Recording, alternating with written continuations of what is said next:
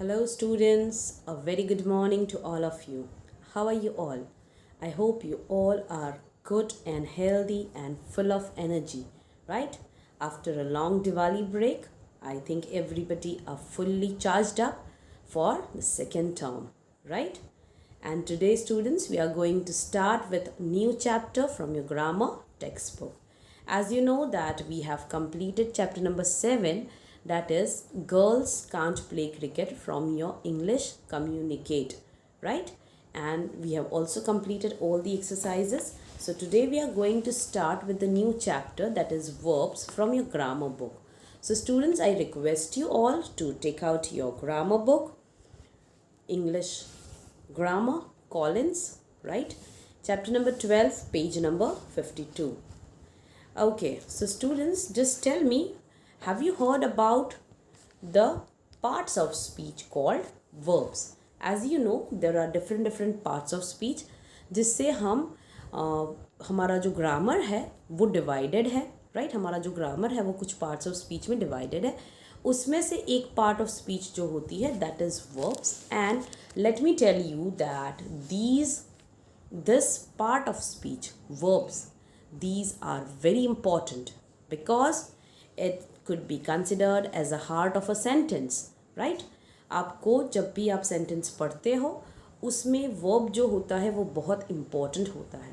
So we are going to study in detail about the part of speech that is verbs. You might have heard this word. Verbs को हम एक और नाम से जानते हैं जिसको कहा जाता है डूइंग वर्ड्स. वर्ब्स को हम किस नाम से जानते हैं? डूइंग वर्ड्स के नाम से भी जानते हैं. डूइंग वर्ड्स का मतलब क्या होता है? डूइंग मीन्स करना, राइट? सो जो भी सेंटेंस होता है उसमें जो भी एक्शन होती है, whichever action is being carried out by a specific person और an animal, right? Whatever it is, the action which is being carried out by the subject can be considered as verb. Okay, so we will first study about that, and let's just get started. We are going to read about what Cuckoo the toucan does every day, and we need to circle the words which tell us what Cuckoo does. Every day Cuckoo flies to the highest branch of the tree in the forest where it lives. It sits on the branch and talks to its friends. It also croaks loudly. When Cuckoo feels hungry, it eats mangoes, papayas, and berries. In the evening, it flaps its wings and flies away home. Now let's find out what are the actions which are being done by the cuckoo. Now you don't have to forget one thing, that cuckoo is a noun और उसके लिए जो pronoun use किया जाता है वो क्या होता है? इट. तो आपको ये भी याद रखना है कि इट वाला जो सेंटेंस है उसमें इट क्या है? कुकू है. और उसके लिए जो भी वर्ब यूज़ किया जाएगा, मतलब उसके साथ या फिर इट जो है वो कुकू है, और वो कौन सी एक्शन कैरी आउट कर रहा है वो हमें फाइंड आउट करना है. So let's see. So in the first line, every day cuckoo flies. So your flies जो है वो एक्शन दिखा रहा है ना? कुकू क्या कर रहा है? उड़ रहा है. So that is an action done by the cuckoo. To the highest branch of the tree in the forest where it lives. It lives, यहाँ पे इट किसके लिए यूज़ हुआ है? कुकू के लिए. और वो क्या करता है? वहाँ पे रहता है, मतलब that is also an action. वो करता है, क्या कर रहा है? लिव करता है वहाँ पे.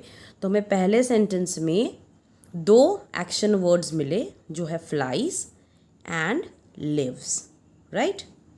अभी दूसरी लाइन देखते हैं हम लोग. It sits on the branch and talks to its friend. So here it sits on the branch. What does it do? It sits. तो सिट्स हमारा वर्ब है क्योंकि वो एक्शन दिखा रहा है. कुकू जो कर रहा है वो, और एक चीज़ वो कर रहा है अपने फ्रेंड्स के साथ, क्या कर रहा है? बातें कर रहा है. So talks is again action word. तो यहाँ पे हमें दो मिले, एक है सिट्स एंड दूसरा है talks. Okay, now in third sentence, it also croaks loudly. That means it makes noise. It croaks. What does it do? It croaks. So ये वाले लाइन के अंदर हमारे पास जो हमारा एक्शन वर्ड है वो है क्रोक्स. Then next line, when cuckoo feels hungry, it eats mangoes, papayas and berries. So जब भी वो hungry हो जाता है तो वो क्या करता है? When cuckoo feels hungry. So here feels is also an action. Okay, we can consider it as an action. उसको महसूस हो रही है वो चीज़, है ना, हंगर उसको महसूस हो रही है, इसलिए feels भी आएगा. और वो क्या करता है जब वो hungry feel होता है तो उसको वो खाता है. Right, so here in this sentence we again have two action word. एक है feels और दूसरा है eats. Then next line, in the evening it flaps its wings and flies away home. In the evening what does it do? It flaps. Flaps जो है वो हमारा verb है, बिकॉज वो हमें एक्शन दिखा रहा है. कुकू क्या कर रहा है? वो अपने विंग्स को मूव कर रहा है. फ्लैप करना मतलब ऊपर नीचे का मूवमेंट विंग्स का. And flies away home. And then what does he do? It flies away home. So यहाँ पर हमने जितने भी वर्ड्स फाइंड आउट किए, राइट, जो कुकू कर रहा है, whatever the cuckoo is doing, those are showing us actions. What are they showing? They are showing action. What a person or animal or a thing does. Right? तो जो भी action हमें दिखाता है, जो भी वर्ड्स हमें action दिखाते हैं, those words are called verbs. Okay?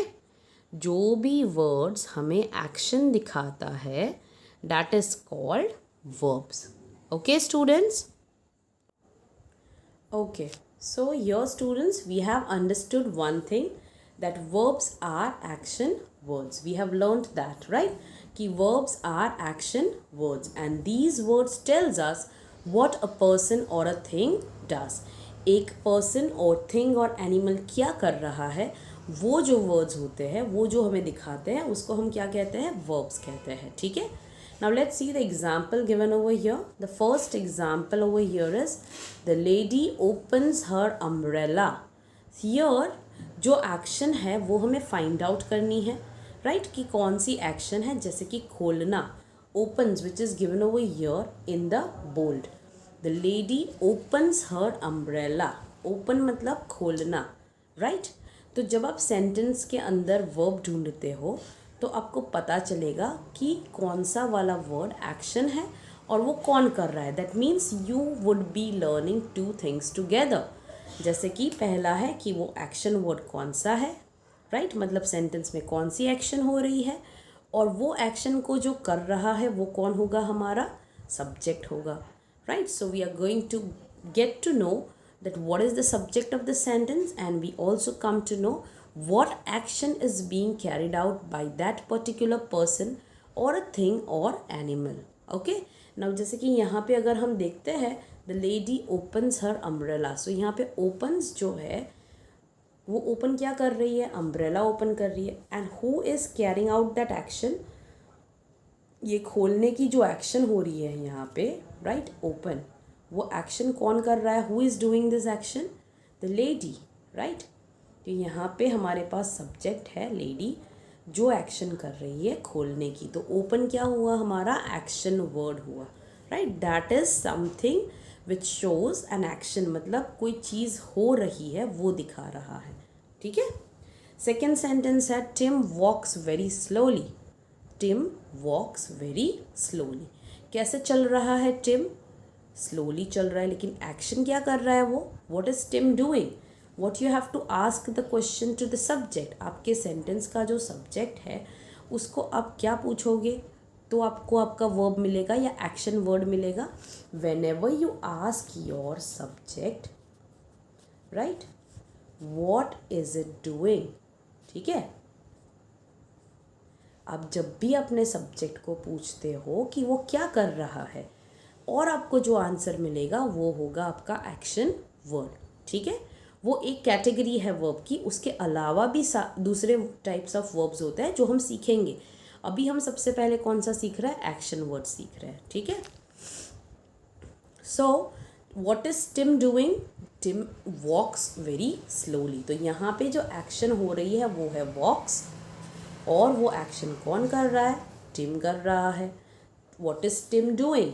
Tim is walking, है ना। तो जब हम क्वेश्चन पूछते हैं टिम को कि वो क्या कर रहा है, तो हमें आंसर मिलता है walks, and that is our verb, और you can also call action words. Okay, I am just putting an emphasis on the action words right now because there are different categories of the verbs, जिसमें से एक है action words. Okay, and last sentence if you see students, Shobha ran to the field.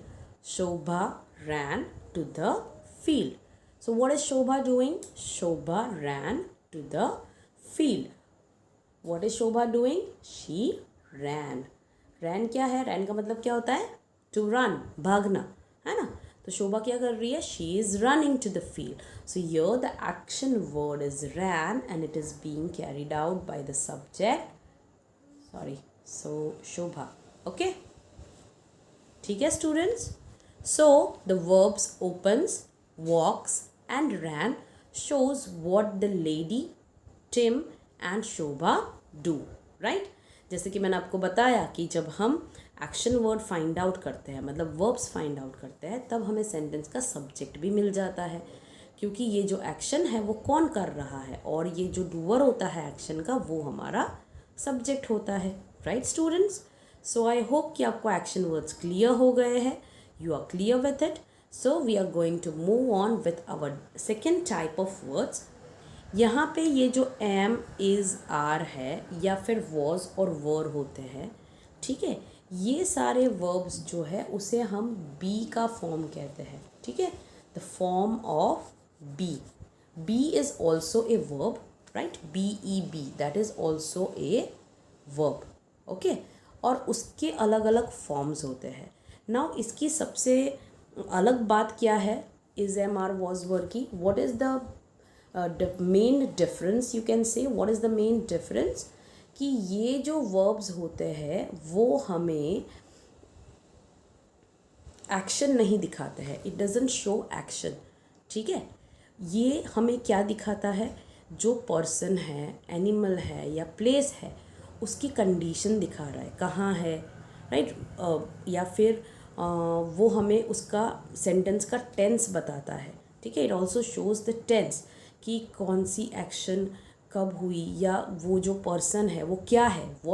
what does it show, what does it answer? You can say that who is the subject, या फिर what is the subject. Okay, you don't get the answer for what is the subject doing.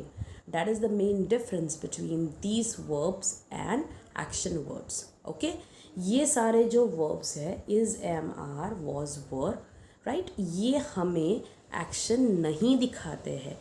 फिर भी इसे हम किसकी category में डालते हैं? इसे हम वर्ब्स की कैटेगरी में ही डालते हैं. ठीक है, ये हमें क्या दिखाता है? ये हमें दिखाता है कि सब्जेक्ट क्या है, उसका स्टेट पता चलता है, what kind of state it is, whether that is poor और रिच और हैप्पी और सैड, राइट, जो भी है हमको वो उसका स्टेट ऑफ बीइंग दिखाता है. मतलब पर्सन और थिंग की जो स्टेट है, कंडीशन है, वो हमें पता चलती है.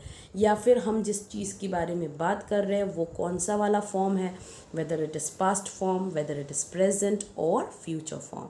Okay, so you need to remember that action words के अलावा भी कुछ और वर्ब्स है जिसको हम आगे जाके सीखेंगे कि ये हेल्पिंग वर्ब्स की कैटेगरी में भी आते हैं. ठीक है, वो हम बाद में सीखेंगे, लेकिन अभी मैं आपको बता रही हूँ कि ये जो वर्ब्स है is, am, are, was, were, although they do not show you any action, ये हमें इस चीज़ का आंसर नहीं देता है कि हमारा जो सब्जेक्ट है वो क्या कर रहा है. ठीक है, हमको उसका आंसर नहीं मिलेगा. We are not going to get the answer for what the subject is doing. What are we going to get answer? We are going to get the answer what the subject is, right, या फिर उसकी condition क्या है, उसका state of being का क्या है, मतलब वो किस तरह से, मतलब कौन सी कंडीशन में है. या फिर उस सेंटेंस से हमें क्या पता चलता है, जिस सेंटेंस के अंदर ये सारे वर्ब्स होते हैं, हमें टेंसेस का जो टाइम है, मतलब प्रेजेंट, पास्ट और फ्यूचर, वो हमें पता चलता है. ठीक है students, you would get to understand more when we will read the sentences. So let's see that. Verbs also show the state of being of a person or a thing. These verbs are am, is, are, and their past forms was and were. Okay, so ये सारे जो forms है जो मैंने आपको बताया, is, am, are and was, were, ये सारे जो है वो हमारे किस वर्ब के फॉर्म है, बी के फॉर्म है, ठीक है। जिसमें हम प्रेजेंट टेंस में, अगर हमारा सेंटेंस प्रेजेंट टेंस में है जो हमने ऑलरेडी सीख लिया है, राइट, तो हम लिखेंगे is, am and are, right. और अगर हमारा सेंटेंस पास्ट टेंस में है, वो भी हमने सीख लिया है। पास्ट टेंस मतलब जो एक्शन ख़त्म हो गई है, right, which is over already, तो उसके लिए हम यूज़ करेंगे was and were, okay. And we have also learned कि हमें इज़, एम, आर और इज़, एम एंड आर कौन से सब्जेक्ट के लिए यूज़ करना है, right. We have already learned about that we use am with I, है ना, आई के साथ हमेशा एम यूज़ होता है। और ही, शी एंड इट, मतलब थर्ड पर्सन सिंगुलर के लिए हम क्या यूज़ करते हैं, इज़ यूज़ करते हैं। And for rest of the nouns, और you can say rest of the pronouns, जैसे कि फर्स्ट पर्सन प्लूरल है वी, उसके बाद है यू जो हम दोनों में यूज़ करते हैं, एंड दे, ठीक है, third person plural, we, you and they, इन तीनों के साथ हमें यूज़ करना है आर, ठीक है। सो ये हमने ऑलरेडी सीख लिया है, राइट। जब हमने सिंपल प्रेजेंट टेंस और सिंपल पास्ट टेंस जब हमने पढ़ा था, तब हमने सीखा था कि हमारा जो बी वाला वर्ब है, is, am, are, was, were, जिसमें से is, am and are used for present tense, and with which subject does it go, when we are talking about first person singular, that is I, तो उसके साथ हमें लिखना है am. If we are talking about third person singular मतलब he, she and it, right. कोई भी noun ले लो, जैसे कि लेडी है, टिम है, शोभा है, तो उन सब के साथ क्या जाएगा, इज़ जाएगा, because that is third person singular. And we are going to use are with rest of the persons, जैसे कि फर्स्ट पर्सन प्लूरल वी, फिर यू एंड दे, ठीक है। सो आई होप कि वो सारी चीज़ें आपको अच्छे से याद है, राइट। तो you won't be getting confused when we are going to look ahead the sentences which are given over here, right. Now let's see the first sentence, and before moving ahead with these sentences I would also like to make it clear to you all कि हम लोग ने was और were भी सीखा हुआ है past tense के लिए, right। ये was और were जो है वो दोनों हमारे be के फॉर्म है, और वो हम किसके लिए यूज़ करते हैं, when do we use it, we use it for past tense, okay. जब हमारे सेंटेंस में जो एक्शन की बात हो रही है, राइट, या फिर जो सेंटेंस है जिसके बारे में बात हो रही है, जो भी सब्जेक्ट है हमारा, उसकी कंडीशन या उसका जो स्टेट है वो पहले था अब नहीं है, तो उसके लिए हम क्या यूज़ करेंगे, वॉज एंड वर। और उसमें आपको याद रखना है कि हम वॉज किस किस के साथ यूज़ करते हैं, सिंगुलर नाउन्स के साथ, आई के साथ यूज़ करते हैं he, she and it, okay, I, he, she and it, इनके साथ हम यूज़ करेंगे वॉज। एंड रिमेनिंग जो है जिसके अंदर यू आता है, हम यू के साथ वर क्यों यूज़ करते हैं, क्योंकि यू सिंगुलर और प्लूरल दोनों में होता है, इसलिए यू, वी एंड दे, इन तीनों के साथ हम यूज़ करेंगे वर, ठीक है। तो ये वाला जो रूल है ये भी मैंने आप लोगों को पढ़ा दिया है जब हम लोग ने पास्ट टेंस पढ़ा था, right. So I hope that this thing is clear to you all, right. So now let's see the examples. My neighbors are helpful. Here my neighbors are helpful. So how are neighbors? Neighbors are helpful. So we are talking about the neighbors, and the word are is just talking, or you can say is just connecting the subject with the rest of the portion, right. सो यहाँ पे हमारे neighbours कैसे हैं, helpful है, और उसके लिए जो बीच में कनेक्टिंग वर्ड जो है या फिर जो वर्ब यूज़ हुआ है वो क्या है, हमारा आर है। और हमने आर क्यों यूज़ किया यहाँ पे, क्योंकि हमारा जो सब्जेक्ट है my neighbours that is plural, right, इसीलिए हमने आर यूज़ किया। थर्ड पर्सन है लेकिन प्लूरल है, नेबर्स का मतलब प्लूरल है, इसीलिए हमने आर यूज़ किया है, right. Then the second sentence is It was hot yesterday. Sorry, it is a beautiful picture.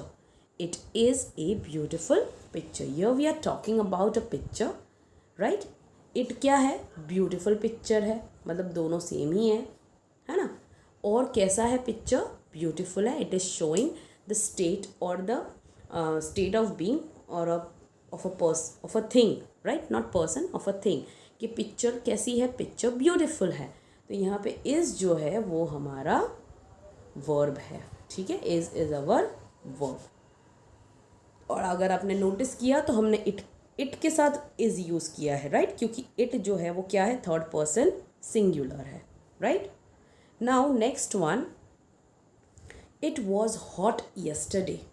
It was hot yesterday. So here we are talking about a day which is already past, है ना?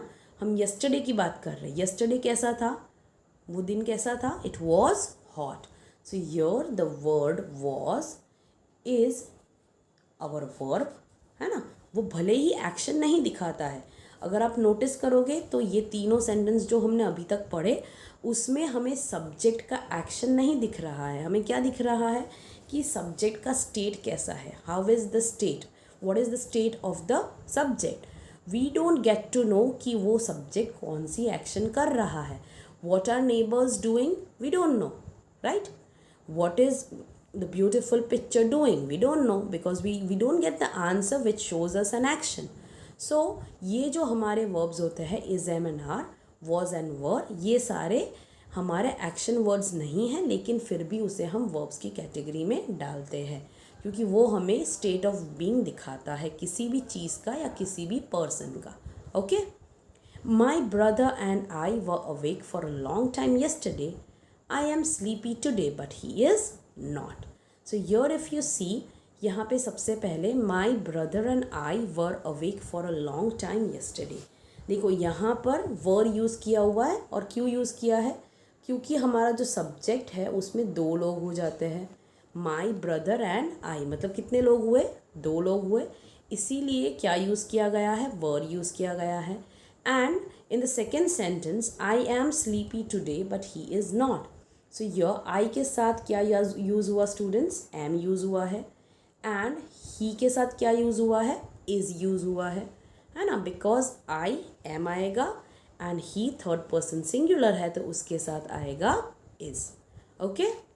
So students I hope कि आपको action words भी clear हो गया है और is, am, are, was, were भी क्लियर हो गया है. is, am, are, was, were action words नहीं है but they are considered to be verbs. Okay, if you read the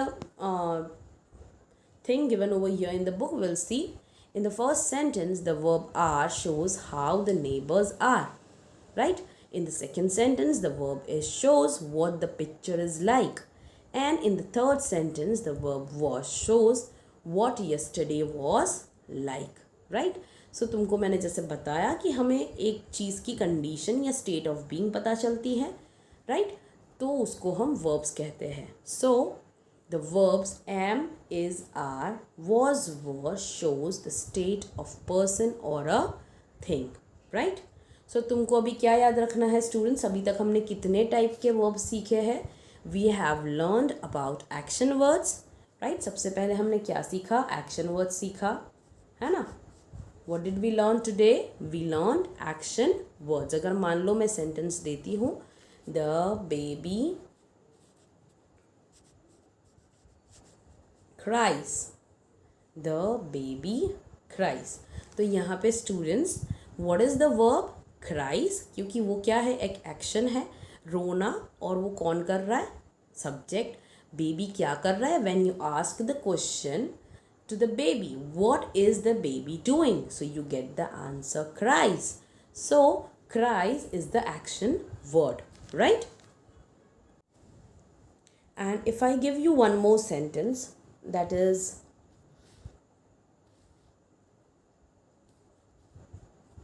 she is tired, right? She is tired. Now if you read the sentence students, you would come to know कि ये sentence के अंदर she is tired, उसमें हमें उसकी condition पता चल रही है कि वो कैसी है. She is tired. How she is tired, है ना? What is she doing? Do we no?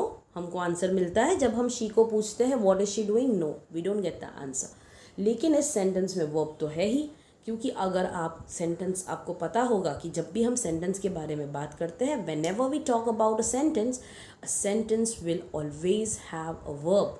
Without a verb, sentence is incomplete. Okay, each and every sentence has a verb, whether it is action word or it's a verb which shows the state of a person or a being, or if it shows possession, right? जो भी है, लेकिन हमको हर sentence में एक verb मिलता ही है, ठीक है। कभी कभी एक से ज़्यादा हो सकता है, लेकिन एक वर्ब तो होगा ही होगा, ठीक है। तो यहाँ पे इज़ जो है वो है हमारा वर्ब, जो हमें किसी चीज़ की, मतलब यहाँ पे शी जो है उसकी कंडीशन दिखा रहा है ना, उसका स्टेट ऑफ बीइंग पता चल रहा है कि वो कैसी है, शी इज़ टायर्ड, राइट।